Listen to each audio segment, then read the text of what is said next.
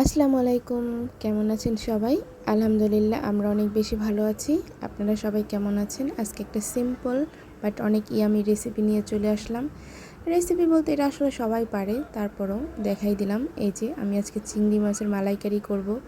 গরম প্যানে সব মশলা দিয়ে পেঁয়াজ বাটা, রসুন বাটা, নারকেল বাটা, হলুদ মরিচের গুঁড়ো, এরকম লবণ পরিমাণ মতো দিয়ে আমি সুন্দরভাবে মশলাটাকে কষিয়ে নিচ্ছি। দেখুন, তারপরে উপর থেকে কিছু আরও কাঁচামরিচ দিয়ে দিচ্ছি। কাঁচামরিচের ঝালটা কিন্তু আমার অনেক বেশি ভালো লাগে, জানি না কার বেশি ভালো লাগে।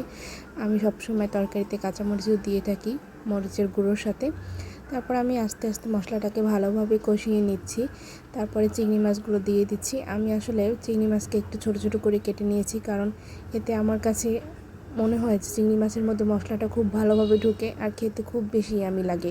আসলে নিজেরা বাসায় খাবো তো 2-3 জন মানুষ, তাই একটু ছোটো ছোটো করে কেটে নিয়েছি। এটা খেতে আসলে অনেক ইয়ামি হয়।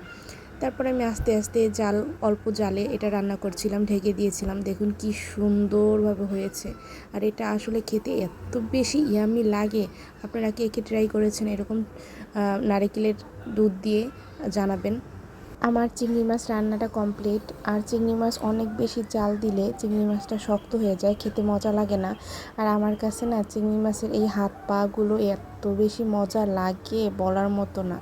এরকম যদি গরম গরম চিংড়ি মাছ একদম গরম ভাতের সাথে খেতে যে কী মজা লাগে, নিমেষেই 2-3 প্লেট ভাত খাওয়া যায়।